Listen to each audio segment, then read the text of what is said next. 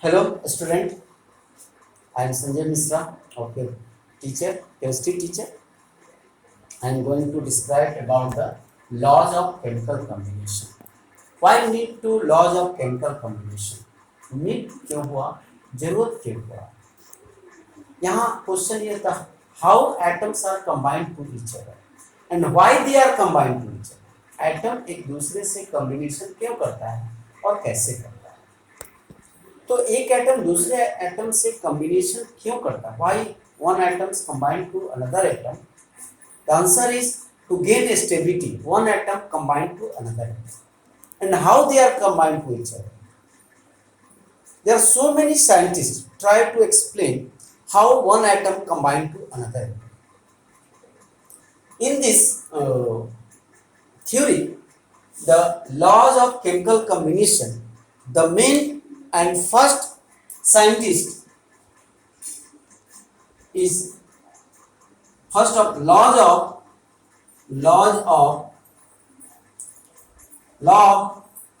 conservation of mass. Conservation of mass. Laws of combination of mass. Laws of conservation of mass. And second is law of definite proportion. Definite proportion. Or law constant proportion. Constant proportion. And third one is law of multiple proportion.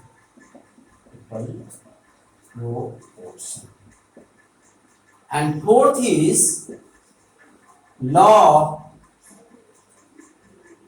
reciprocal proportion.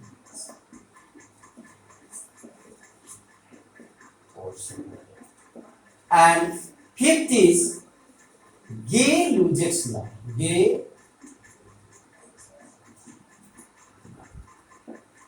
First is law of conservation of mass. Law of conservation of mass को लावोजियर नाम का scientist LAVOISEIR लावोजियर नाम का scientist 1774 में लावोजियर नाम का scientist इस theory को दिया. कहा during any physical or chemical change, the total mass of the reactant becomes equal to the total mass of the product. During any physical or chemical change, physical change में भी और chemical change में भी, the total mass of the reactant becomes equal to the total mass of the product. You know about the reactant? The substance which take part in a chemical reaction is known as a reactant. मान लीजिए कि हम ice 2 kg का ice ले रहे हैं और इसको छोड़ दे रहे हैं as it is room temperature पर. तो ये 2 kg आइस अब उसी कंटेनर में एक लिक्विड में कन्वर्ट हो जाएगा. लीटर में कहेंगे. यदि इसका वजन करते हैं हम लोग तो 2 kg का आइस उसी कंटेनर में छोड़ दे तो ये एक सॉलिड स्टेट हुआ. अब ये लिक्विड स्टेट में होगा. किस स्टेट में होगा? लिक्विड स्टेट में. तो जितना फिजिकल चेंज हुआ सॉलिड से लिक्विड हुआ. क्या हुआ इसका चेंज? फिजिकल चेंज हुआ. कैसे भाई? तो ये सॉलिड से लिक्विड में कन्वर्ट हो गया. मास कितना था? 2 kg. अब भी इसका मास उतना ही है. यही कह रहा है कि ड्यूरिंग एनी फिजिकल और chemical change the total mass of the reactant becomes equal to the total mass of the product. दूसरा बात समझ. ये तो हो गया फिजिकल चेंज का. केमिकल चेंज में मान लो कि कैल्शियम कार्बोनेट CaCO3 को हम लोग ले रहे हैं, हीट कर रहे हैं और कैल्शियम कार्बोनेट हम लोग 100 ग्राम लिए हैं मान लो और इसको हीट कर रहे हैं किसी क्लोज कंटेनर में जहां से कि ये इसका कोई सोर्स नहीं हो बाहर एयर निकलने का.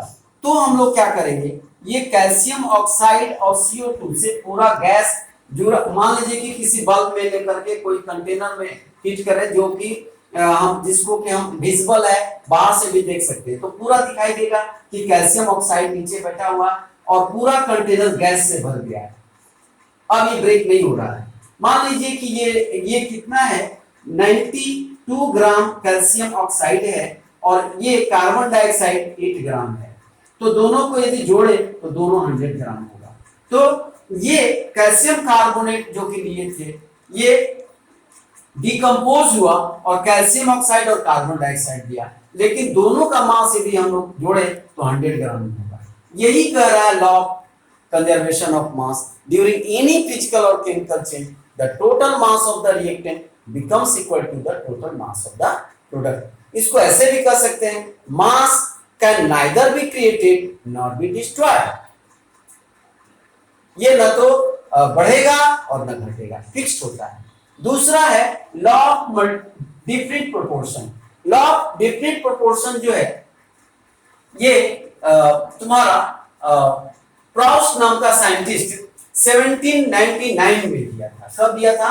1799। प्राउस्ट, जोसेफ प्राउस्ट, साइंटिस्ट का नाम था जोसेफ प्राउस्ट। जोसेफ प्राउस्ट नाम का साइंटिस्ट 1799 में दिया और ये लॉ ऑफ डिफरेंट प्रोपोर्शन या इसी का नाम पड़ा लॉ ऑफ कांस्टेंट प्रोपोर्शन। ये proposed by Joseph Proust 17, note कर लो, 1799 में दिया। According to this theory, a chemical compound always contains same element combined together in a fixed proportion by mass. A chemical compound always contains same element combined together in a fixed proportion by mass. कोई chemical compound हमेशा और हमेशा एक ही तरह के element से मिलकर के बनेगा।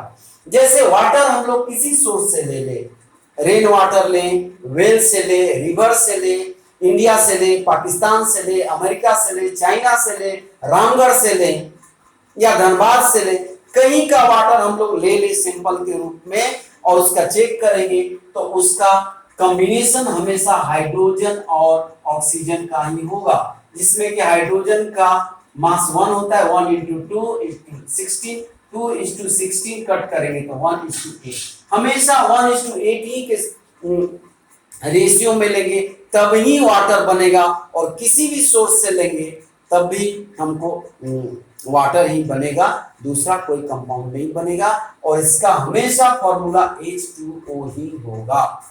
ये कहता है लॉ ऑफ कांस्टेंट प्रोपोर्शन। दूसरा बात ये है कि हमेशा सपोज कीजिए कि आपको कार्बन डाइऑक्साइड बनाना है। कार्बन डाइऑक्साइड बनाने का बहुत सा सोर्स है, जैसे CO3 को हम लोग हीट करते हैं तो कैल्शियम ऑक्साइड और CO2 बनता है। मैग्नीशियम कार्बोनेट को हीट करेंगे तब भी MgO और CO2 देगा, और कार्बन को लिमिटेड सप्लाई ऑफ ऑक्सीजन देंगे तो कार्बन मोनोऑक्साइड बनेगा। कार्बन मोनोऑक्साइड को लिमिटेड सप्लाई ऑफ ऑक्सीजन देंगे तो CO2 बनेगा, या कार्बन को ही एक्सेस सप्लाई ऑफ ऑक्सीजन देंगे तो CO2 बनेगा।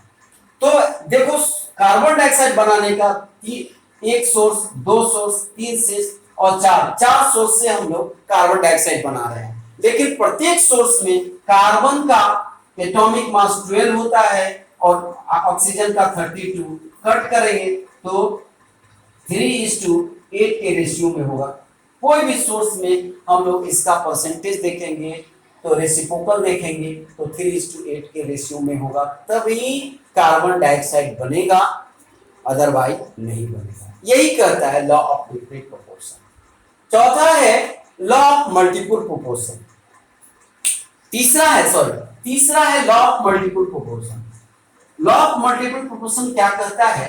व्हेन टू एलिमेंट, ध्यान से सुनिए, when two element combine to each other, when two element combine to each other and form two or more than two compound, when two element combine to each other, it produce two or more than two compound in which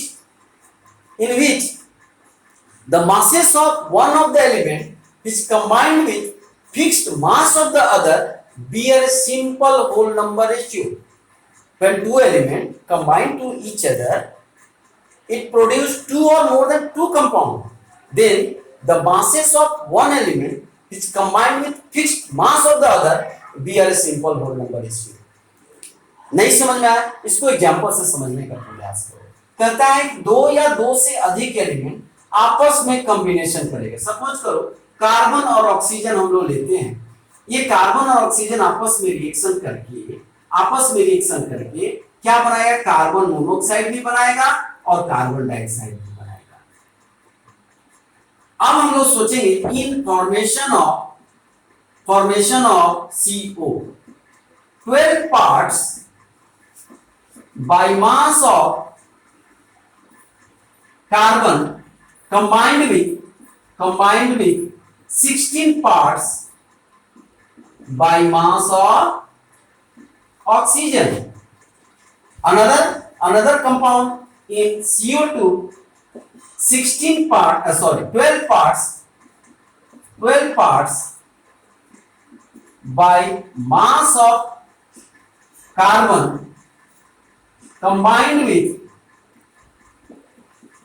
32 parts by mass of oxygen. अब यहां पर देखो carbon का mass fix है, carbon का देखो यहां भी 12 है, यहां भी 12 है, और ऑक्सीजन का मास कितना है? 16 है। कार्बन मोनोऑक्साइड में 16 है, कार्बन डाइऑक्साइड में कितना है? 32। इसको कट करो तो 1:2 का रेशियो देगा। यही कह रहा है कि दो एलिमेंट आपस में कॉम्बिनेशन करेंगे जिसमें कि एक का मास फिक्स होगा, दूसरे का मास फिक्स नहीं होगा। जिसका मास फिक्स नहीं होगा वो सिंपल होल नंबर रेशियो में होगा। एक और एग्जांपल लेते हैं, नहीं समझ में आया तो मान लीजिए कि कॉपर और ऑक्सीजन आपस में रिएक्शन करता है, तो कॉपर ऑक्साइड बनाएगा और CO2 बनाएगा, दो बना रहा है, एक CO बनाएगा CO2। इसमें 63.5:16 हो गया ऑक्सीजन का, यहाँ 63.5 × 2:16 हो गया। अब देखो यहाँ पर किसका ऑक्सीजन का मास, देखो यहाँ क्या कांस्टेंट है, कॉपर का मास 63.5:2 × 63.5 है, कट गया तो 1:2 का रेशियो दिया कि नहीं दिया? यही कह रहा है। चौथा था लॉ ऑफ रेसिप्रोकल प्रोपोर्शन, आपके सिलेबस से हटा दिया गया, आपको नहीं पढ़ना है। अब हम लोग पढ़ेंगे गे-लुजेक्स लॉ। ये law of multiple proportion John Dalton दिया था, जॉन डाल्टन से एटॉमिक थ्योरी दिया। ये कब दिया? 1803 में दिया था जॉन डाल्टन। अब हम लोग करते हैं नेक्स्ट थ्योरी है गे-लुजेक्स लॉ। गे-लुजेक्स लॉ दो गैसियस एलिमेंट के बारे में कहता है। गे-लुजेक्स लॉ दो गैसियस एटम के बारे में कहता है कि जब दो गैसियस एटम आपस में रिएक्शन करेंगे, और रिएक्शन के बाद प्रोडक्ट भी यदि गैस ही देंगे तो वो एक सिंपल होल नंबर रेशियो में होगा। क्या कहता है? Under similar condition of temperature and pressure whenever gases react to each other, the volume of reacting species as well as product if gases bear a simple whole number ratio. I am repeating once again that Gie-Lujek's law, under similar condition of temperature and pressure, whenever gases react to each other, the reacting species as well as product if gases bear a simple whole number ratio, मतलब यदि nitrogen और hydrogen दोनों gas है, ये भी gas है, ये भी गैस है, और प्रोडक्ट भी यदि अमोनिया दे रहा है जो कि गैस है, तो 1:3 gives 2। यदि हाइड्रोजन गैस है और Cl2 गैस है और ये दोनों आपस में टूट करके हाइड्रोक्लोरिक गैसियस स्टेट में दे रहा है, तो 1 इसका 1 रेशियो, इसका 1 रेशियो प्रोड्यूस करेगा 2 रेशियो में। ये है तुम्हारा गे-लुजेक्स लॉ। ये आज हम लोग पढ़ लिए laws of chemical combination. Thank you student, have a nice day.